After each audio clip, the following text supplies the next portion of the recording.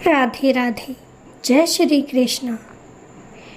बहुत समय पुरानी बात है। समुंदर के किनारे एक गांव था। उसमें ताराओं नाम का एक मछुआरा रहता था। मछुआरे का काम रोज समुंदर में जाना और मछलियां पकड़ कर लाना था।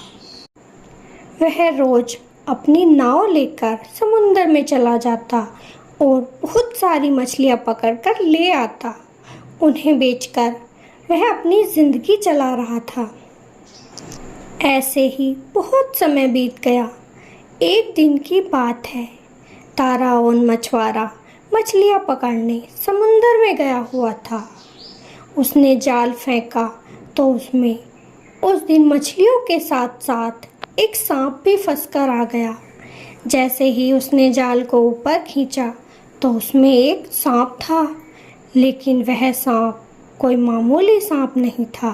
वह एक इच्छाधारी सांप था। अपने पिता को इस तरीके से जाल में फंसा देखकर उस सांप की बेटी भी ऊपर आ गई और मछुआरे से विनती करने लगी कि हे मछुआरे, मेरे पिताजी को छोड़ दो। मैं तुमसे विवाह कर लूँगी, लेकिन तुम मेरे पिताजी को छोड़ दो। ताराओं ने सोचा, इतनी सुंदर लड़की है, अगर इससे विवाह करने को मिल जाए तो मेरी तो ज़िंदगी संवर जाएगी। उसने उसके पिता को जाल में से मुक्त करा दिया और शर्त के अनुसार उसने उस इच्छाधारी नाग की बेटी से विवाह कर लिया। ताराओं और उस नागिन का विवाह होने के बाद गांव वाले उससे चिढ़ने लगे। उन्हें उन दोनों का मिलन रास नहीं आ रहा था। इसीलिए एक दिन उन्होंने राजा से जाकर शिकायत कर दी कि ताराओं एक नागिन के साथ रहता है, उसे इस गांव से दूर भगा दीजिए। लेकिन राजा ऐसे भी तो किसी को अपने देश से नहीं निकाल सकता था। उसे कोई ना कोई वजह तो जरूर चाहिए थी। इसीलिए राजा ने एक दिन ताराओं को बुलवाया और ताराओं से कहने लगा, अरे तुम इस गांव में नहीं रह सकते। ताराओं बोला, लेकिन क्यों मालिक, ये तो सबका गांव है, सब अच्छे से रहते हैं।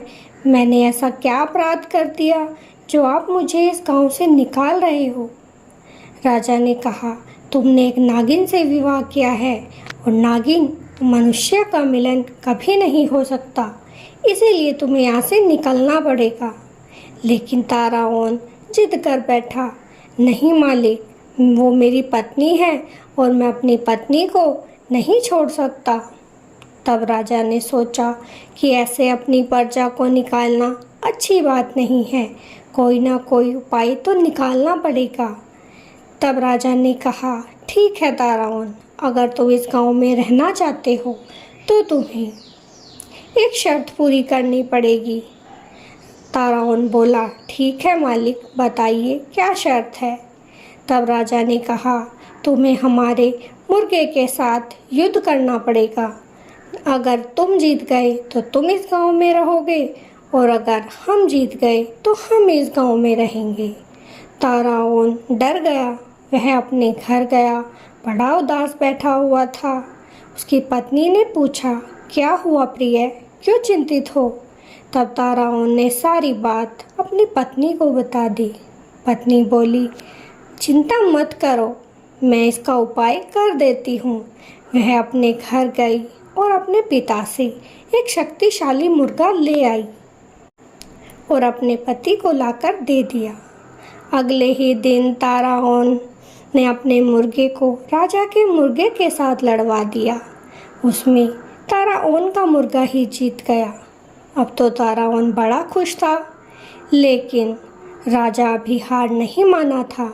उसने कहा, अभी तुम्हारी शर्त पूरी नहीं हुई है ताराओं, अभी तुम्हें एक शर्त और पूरी करनी पड़ेगी। ताराओं घबरा गया। जैसे तैसे एक शर्त पूरी की। अब राजा दूसरी शर्त को चला है। राजा ने कहा, अगर तुम नदी में टोकरी डालकर उसका रुख बदल दो तो तुम इस गांव में रह सकते हो। नदी के पानी का रुख तो कैसे भी नहीं बदला जा सकता। जिस दिशा में नदी बहती है उसी में ही तो बहेगी। ताराओन फिर से घबरा गया। वह फिर चिंतित हुआ। उसकी पत्नी ने फिर से पूछा, क्या बात है ताराओन, क्यों चिंतित हो? तब ताराओन ने अपनी पत्नी को फिर से सारी बात बता दी। तब उसकी पत्नी अपने पिता के पास गई और उनसे एक जादुई टोकरी ले आई और ताराओन को लाकर दे दी। उन्होंने कहा, जब आप इसे नदी में डालोगे तो नदी का पानी खुद ब खुद दूसरी ओर बहने लगेगा। ताराओन खुश हो गया। अगले ही दिन जब राजा और उसके सिपाही ताराओन के साथ उस नदी के पास गए और जैसे ही ताराओन ने नदी में टोकरी डाली तो नदी का पानी दूसरी ओर बहने लगा। ये देखकर राजा आश्चर्य में भर गया। अरे, ये कैसे हो सकता है? लेकिन राजा अपनी जिद से कहाँ मानने वाला था।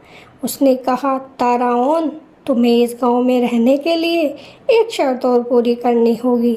अगर कर दी तो तुम इस गांव में रह सकते हो और अगर पूरी नहीं हुई तो तुम इस गांव से बाहर चले जाओगे। ताराओन ने जैसे तैसे 2 शर्तें पूरी कर दी थी। तीसरी शर्त क्या थी, यही जानने का इच्छुक था।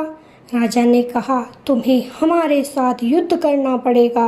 अगर तुम जीत गए तो तुम इस गांव में रहोगे और अगर हम जीत गए तो हम रहेंगे। अब तो ताराओन चिंतित हो गया। राजा साहब के साथ कैसे युद्ध करूंगा? इतनी बड़ी सेना और राजा साहब, मैं अकेला। अब तो मेरा हारना निश्चित है। उसने फिर से अपनी पत्नी को सारी बात बताई। पत्नी बोली, तुम चिंता ना करो, सब ठीक हो जाएगा। अगले ही दिन उसकी पत्नी ने उसे एक जादुई ढोल लाकर दे दिया और कहा, जब राजा तुमसे युद्ध करने को चले तुम इस ढोल को बजाने लगना। अब तो ताराओन वहाँ पर पहुँच गया और जैसे ही राजा सेना को लेकर युद्ध करने के लिए आगे बढ़ा तो ताराओन ने वह ढोल बजाना शुरू कर दिया। ढोल बजता रहा। उसके बजते बजते सारे सेनागण और राजा अपने हथियारों को फेंककर वहाँ पर नृत्य करने लगे और नृत्य ही करते रहे। शर्त के अनुसार ताराओन जीत गया था और अब ताराओन वहाँ का राजा बन गया और राजा को वह देश छोड़कर जाना पड़ा। इस तरीके से उसने अपनी पत्नी की बुद्धि से राजा को जीत लिया और आखिर में राजपाट किया। तो ये कहानी आपको कैसी लगी कमेंट में ज़रूर बताइएगा। अगर अच्छी लगी हो तो वीडियो को एक लाइक, चैनल को सब्सक्राइब ज़रूर कीजिएगा। फिर मिले। राधे राधे सभी को। आज की कहानी लड्डू गोपाल जी के ऐसे चमत्कार की कहानी है जो उन्होंने हाल ही में अपने भक्त के साथ किया है। उन्होंने अपने भक्तों को बचाने के लिए कैसे इतने कष्टों को स्वयं पर ही झेल लिया। तो आइए कहानी को शुरू करते हैं। खानपुर में एक दीदी रहती हैं जिनका नाम कनिका है। कनिका के सास ससुर और 2 बच्चे हैं। उनके हस्बैंड हरिद्वार में जॉब करते हैं। एक बार कनिका जी वृंदावन गई थी तो वहीं से वे 5 नंबर के लड्डू गोपाल जी सेवा के लिए अपने घर पर ले आई। अब तो कनिका जी उनकी बहुत सेवा करने लगी। उनको जगाना, स्नान कराना, भोग लगाना, शयन कराना और यहाँ तक कि उनके मौसम के ख्याल से कपड़े भी बनाया करती थी। गर्मी में गर्मी के कपड़े और सर्दियों में सर्दी के कपड़े बनाती। जहाँ जाती उन्हें अपने संग ही लेकर जाती। उनकी रसोई के पास ही उनका पूजा घर था। पूजा घर में लड्डू गोपाल जी विराजमान रहते थे। वहीं पर अन्य देवी देवताओं की तस्वीरें भी लगी हुई थी। रोज सुबह कनिका जी वहां पर दिया बाती किया करती थी। कभी उनकी सास पूजा पाठ कर लेती, कभी कनिका जी पूजा पाठ कर लेती। ऐसे ही बड़े अच्छे से उनके दिन बीत रहे थे। लेकिन एक दिन कनिका जी अपनी छत पर गई हुई थी। शाम का समय था। उस दिन उनकी सासू माँ ने दीपक जलाया और उसे एक बड़ी सी प्लेट में रख दिया। पूजा आरती करके वो अपने कमरे में चली गई। थोड़ी देर बाद ही कनिका जी का बड़ा बेटा वह रसोई घर में पानी पीने के लिए आया हुआ था। उसी समय उसे पूजा घर से कुछ धुआं निकलता दिखाई दिया। वह जैसे ही पूजा घर के अंदर गया तो देखकर हैरान हो गया, क्योंकि वहां पर मंदिर में जो लड्डू गोपाल जी बैठे हुए थे उनमें आग लग रही थी। ये देखकर वह बहुत ज़्यादा घबरा गया और जोर जोर से चिल्लाने लगा, मम्मी, लड्डू गोपाल जी में आग लग गई है। मम्मी जल्दी आओ, लड्डू गोपाल जी में आग लग गई है। कनिका जी ने जब अपने बेटे की चीख सुनी तो वह दौड़ी दौड़ी छत से नीचे आई और उनकी सासू माँ भी अपने कमरे में से पूजा घर में आ गई। जैसे ही कनिका जी ने मंदिर की तरफ देखा तो वह उनकी तो बुरी हालत हो गई, क्योंकि उनके लड्डू गोपाल जी आग में जल रहे थे। कनिका जी ने जल्दी से गंगा जल की बोतल खोली और उनके ऊपर उड़ेल दी और उन्हें अपनी गोद में उठा लिया। लड्डू गोपाल जी के सारे वस्त्र जलकर चिपक चुके थे और उनकी बांसुरी तक जल चुकी थी, उनका सिंहासन जल चुका था। आश्चर्य की बात तो यह थी कि जहां पर लड्डू गोपाल जी बैठे हुए थे वहां पर कुछ कागज की तस्वीरें भी रखी हुई थी और मंदिर में एक लाल कपड़ा बिछा हुआ था। लेकिन ना तो लाल कपड़े में आग लगी थी, ना ही किसी देवी देवताओं की मूर्तियों में आग लगी थी। बस खाली लड्डू गोपाल जी के सिंहासन के ऊपर ही आग लग रही थी। दीपक भी प्लेट में ऐसा का ऐसा ही रखा था। ये बहुत ही चौंकाने वाली घटना थी कि आग लगी तो लगी कैसे। कनिका जी ने अपने लड्डू गोपाल जी को बहुत देर तक पानी में रखा। उनके सारे चिपके हुए वस्त्र धीरे धीरे करके उतारे और उनके जो बाल थे वो भी चिपक चुके थे, उन्हें भी उन्होंने बहुत मुश्किल से छुटाया, उन्हें साफ किया। कनिका जी की आंखों से आंसू बह रहे थे, क्योंकि वह जानती थी कि जलने का दर्द क्या होता है। आश्चर्य की बात तो यह थी कि लड्डू गोपाल जी पूरे काले पड़ चुके थे, लेकिन उनकी आंखें अभी भी ऐसे ही चमक रही थी और उन्हें देखकर ऐसा लग रहा था जैसे कि वो कनिका जी से कह रहे हों कि मुझे बहुत दर्द हो रहा है। कनिका जी ने उन्हें गोले का तेल लगाया और सूती वस्त्र पहनाए और फिर उन्हें अपने कमरे में ही बिठा लिया। लेकिन सास बहू अब दोनों बड़ी दुखी हो गई कि शायद हमसे कोई बड़ी भारी भूल हो गई है, इसीलिए तो लड्डू गोपाल जी जल गए। उन्होंने अगले ही दिन अपने ही पास के एक पुजारी जी को घर पर बुलाया। उनसे उन्होंने कल हुई सारी घटना पंडित जी को बता दी। पंडित जी ने जब घटना के बारे में सुना तो वे बोले, इसमें तुम लोगों की कोई गलती नहीं है। तुम जानते हो कि तुम्हारे लड्डू गोपाल ने क्या किया है? तुम्हारे घर पर एक बहुत बड़ी विपदा आने वाली थी। तुम्हारे ही घर के किसी एक सदस्य पर बहुत भारी संकट आने वाला था, जो कि तुम्हारे लड्डू गोपाल जी ने अपने ऊपर ले लिया। इसके लिए तो तुम्हें उनका आभारी होना चाहिए।